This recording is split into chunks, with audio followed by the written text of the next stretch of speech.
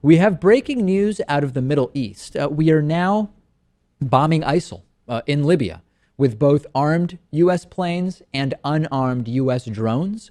A quote out of the region: the first airstrikes were carried out at specific locations in Sirte.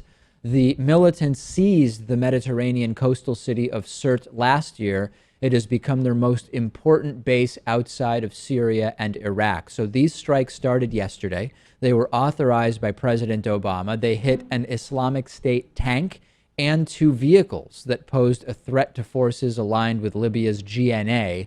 This was the third U.S. airstrike against Islamic State militants in Libya, but U.S. officials are saying that they're not mincing words here. They are saying, yes, this is the beginning of a sustained airstrike, not just an isolated strike. This was recommended by U.S. Secretary of Defense Ash Carter to President Obama, and he did indeed order these strikes after that recommendation. There is an estimate. I've read two estimates basically about the number of ISIS Islamic State fighters in Sirte. One estimate said under 1,000.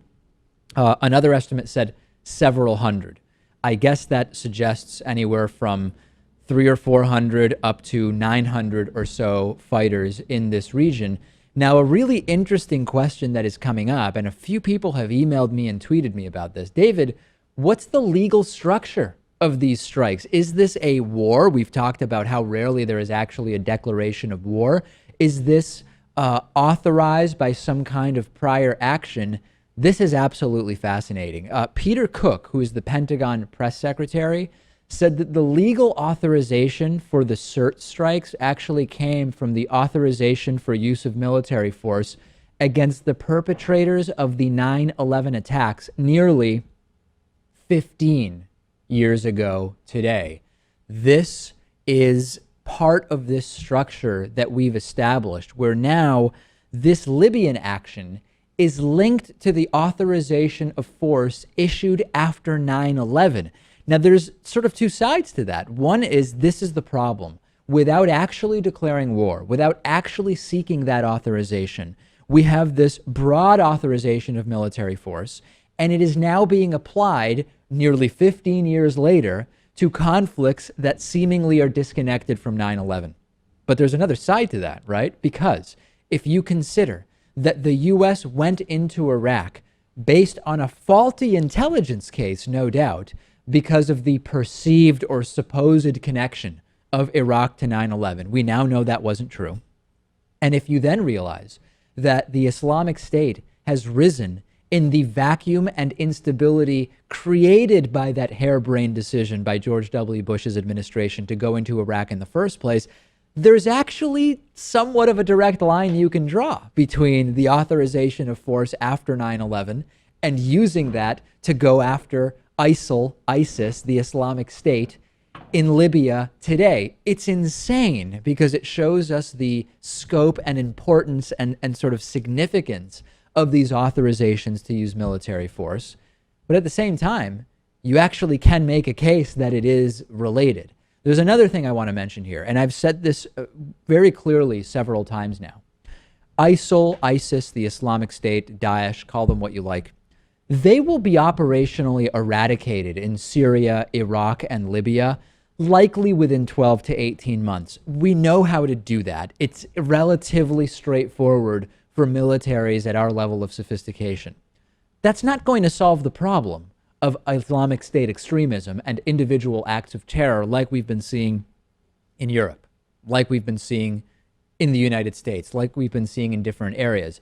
I don't know what the solution to that is. We've talked time and again about this reality that you really can't stamp out an ideology in the same way that you can destroy a tank or rockets or whatever shoulder-mounted RPGs or whatever weapons a group of radicals may have.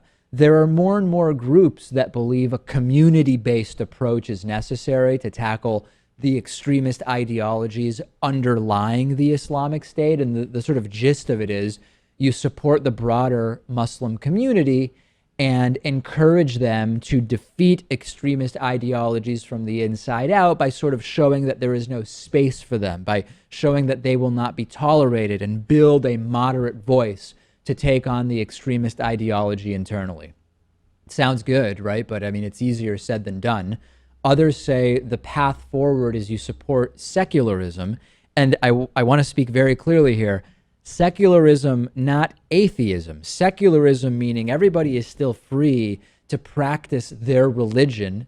The difference being that that religion does not play a role in the governing power of states. You don't have a religious influence in the way states are governed. How do you do that in many of these countries that are the sort of main catalysts or safe havens or places that the Islamic State can take up arms and establish themselves?